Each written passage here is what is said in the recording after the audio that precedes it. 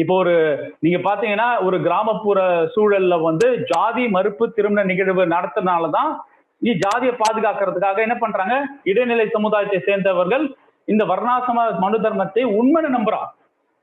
மேல் ஜாதியா இருக்கிற பார்ப்பன சமுதாயத்தை சேர்ந்தவர்கள், பிராமண சமுதாயத்தை சேர்ந்தவர்கள் அவங்களுக்கு இது கருவின்னு தெரியும், அவங்களுக்கு கடவுளும் பொய்யும் தெரியும், சடங்குகள் சம்பிரதாயங்கள் பொய்யும் தெரியும், இந்த ஜாதி அடக்குமுறை பொய்யும் தெரியும். ஏன்னா அவங்க கருவி, அவங்க பயன்படுத்திப்பாங்க, பிளெக்சிபிளா இருந்துப்பாங்க. ஆனா அது உண்மைன்னு நம்புறத இடைநிலை சமூகம் உள்வாங்கி இந்த அவங்க போட்ட எச்சையை முழுங்கி ஜாதி ரீதியாக வயலன்ஸ், அதாவது இங்க சொல்லுவாங்களே இந்தியா வந்து ஒரு டாலரண்டான ஸ்டேட்டு, ரொம்ப நான் வயலன்ஸ் உள்ளது அப்படின்னா, ஒரு இந்தியா ஒரு நான் வயலன்ஸ் ஸ்டேட்டு அப்படியே நாம் அப்படின்னு சொல்லிட்டு நாங்க வந்து ஒரு அமைதி காந்திய வழி அப்படிலாம் சொல்றதுலாம் பிம்பம் எப்படின்னா, ஜாதின்னு வந்துட்டா மேக்ஸிமம் நம்பர் ஆஃப் வயலன்ஸ் உள்ள கண்ட்ரி எதுன்னு பாருங்க. ஒரு டிஸ்கிரிமினேஷன், ரிலிஜியஸ் பேஸ்ட் டிஸ்கிரிமினேஷன், மதத்து ரீதியாக கொலை பண்றான், இனப்படுகொலை செய்யறான், ரைட். அதே மாதிரி ஒருத்தவங்க வந்து இன ரீதியாக கொலை பண்றான், இனப்படுகொலை செய்யறான், ரைட்.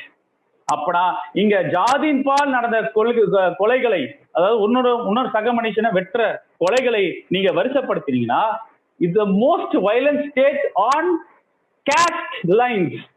ஜாதியின் பால் ஜாதிய கொடுகளை பண்ற மேக்சிமம் நம்பர் ஸ்டேட் டேட்டா எடுத்து பாருங்க. அதனாலதான் பயப்படுறாங்க.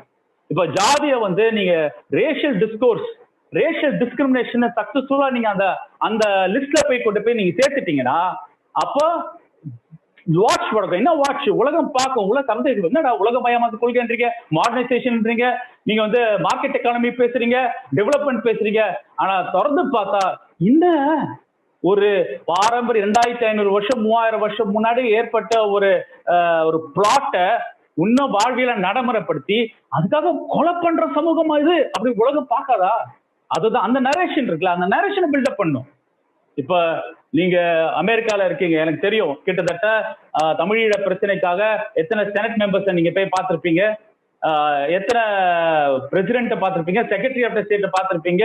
யூகேல கன்சென்சஸ் அவ்வளவு ஸ்ட்ராங் ஃபோர்ஸா நீங்க இருக்கீங்க. அந்த லாபிங் எஃபர்ட்ல அப்ப போட்டு நீங்க அந்த லாபிங் எஃபர்ட்ல 15% எஃபர்ட் போடுங்க. என்ன எஃபர்ட் போடுங்க? ஏன்னா மார்க்கெட் எக்கானமில மிக்சர் உங்களுக்கு ஃபேவரபிளான கவர்மெண்ட் வந்திருக்கு. ஜாதியை இன வேற்றுமை லிஸ்ட்ல கொண்டு போய் சேருங்கன்ற அதுக்கு உண்டான வலிமை இருக்கு நமக்கு. அப்ப இன வேற்றுமை லிஸ்ட்ல வந்து நீங்க ஜாதியை போய் கொண்டு போய் சேர்த்த உடனே வெடிக்கும். என்ன வெடிக்கும்?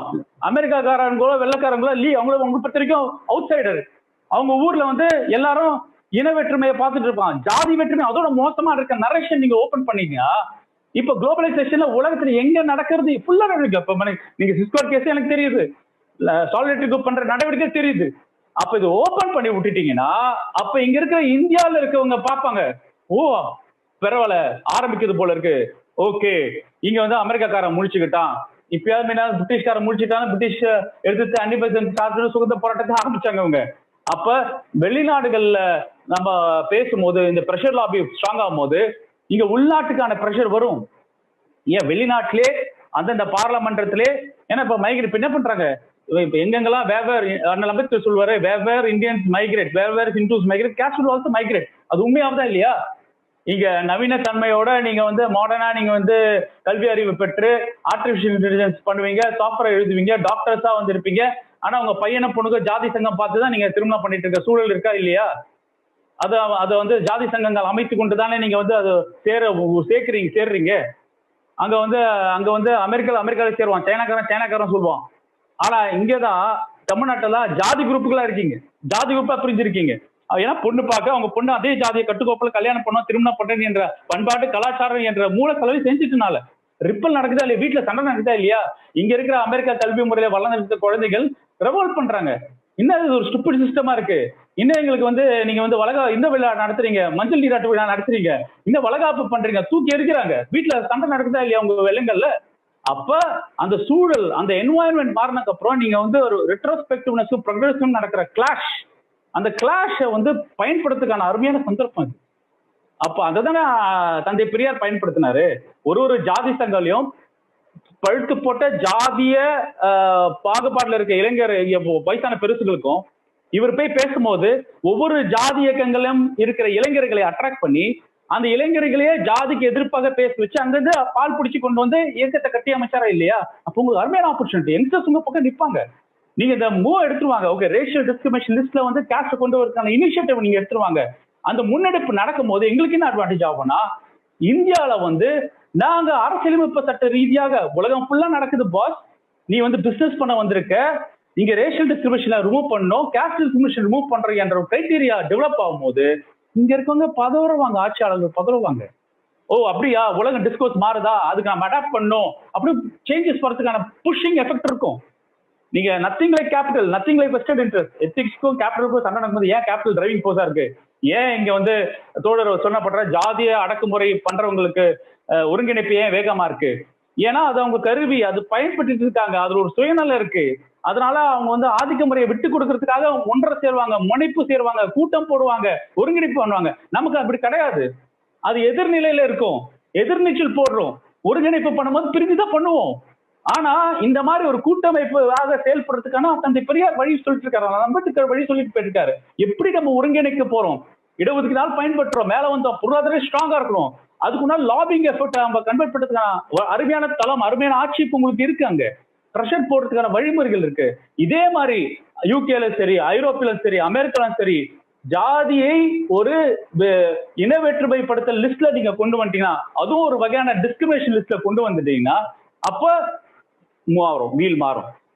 இங்க இருக்கிற எங்களோட பிரச்சாரம், இங்க இருக்கிற களப்பணியில் இருக்கிற பிரச்சாரம், இங்க இருக்கிற இளைஞரோட பிரச்சாரம், இங்க நாங்க அறிவியலை கொண்டு பேசுறோம். அறிவியல் என்ன? அறிவியல்லாம் பசங்க அறிவியல் படிக்கிறாங்க. அறிவியல் படிக்கும் போது நீங்க பாத்தீங்கன்னா உலகம் உயிர் திறத்தல் எவல்யூஷன் படிக்கிறாங்க, உயிர்களின் தோற்றம் படிக்கிறாங்க. அந்த அறிவியலை பயன்படுத்தி நாங்க மாணவர்கிட்ட போய் நாங்க வந்து பகுத்தறிவு பிரச்சாரம் பண்ணுவோம். அது களப்பணி ஆயிடும். நாளைக்கு ஒரு அரசாங்கம் ஃபேவரபா இருக்கும்போது இன்னும் ஆர்கனைசேஷன் சப்போர்ட் பண்ற மாடல் கொண்டு வரலாம், ஓகே. பிளஸ் ஒருங்கிணைப்பு செய்யற விஷயங்கள் ஓகே. ஆனா சட்ட ரீதியாக நகர்வுகளும் நடந்தாகும்.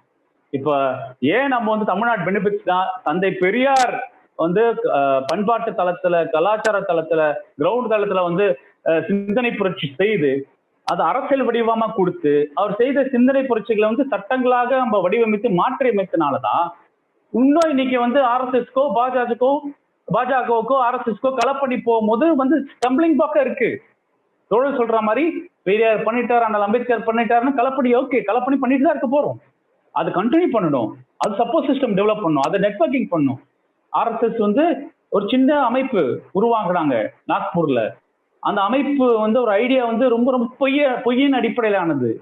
அந்த பொய்யை வந்து அவன் நடைமுறைப்படுத்தி அதுக்கு இயக்கங்கள் கட்டி இன்னும் 70 வருஷம் இன்னைக்கு இந்த நாட்டை வந்து நாடாளுமன்ற ஜனநாயகத்தை கைப்பற்றி, அப்புறம் ஜுடிஷியல் அதாவது நீதித்துறையை கைப்பற்றி, அரசாங்க அதிகாரத்தை கைப்பற்றி, இன்னைக்கு ஒவ்வொரு மாநிலமாக அரசியல் ரூபாக தோக்கடித்து, பிறகு பாராளுமன்ற ஜனநாயகத்தை கேள்விக்குறியாக்கி, பிறகு எல்லா 97% பிற்படுத்தப்பட்ட பட்டியல மக்களும் பார்ப்பனிய சித்தாந்தத்திலும் பார்ப்பன மனு தர்ம கொள்கையை உள்வாங்கி அவர்களோட தலைமை பொறுப்பை ஏற்றுக்கொண்டு செயல்படுத்தி வடிவமைத்து 70 வருஷம் ஒர்க் அவங்களுக்கு.